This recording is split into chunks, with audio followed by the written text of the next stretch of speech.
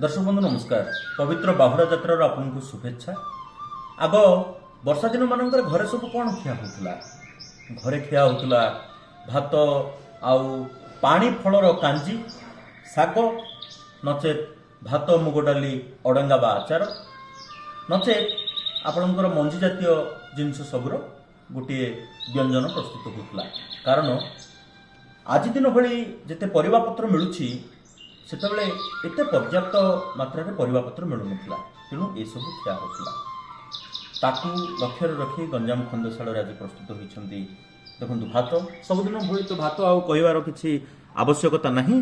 तांको सहित चलना कांजी, चलना होछि जो लाउ पानी कखारु जातीय गोटे फल जहाँ आमर गंजाम रे पर्याप्त मात्रा रे मिलंती। कांजी आउ मुनिका शाग झाई खरडा। नमस्कार।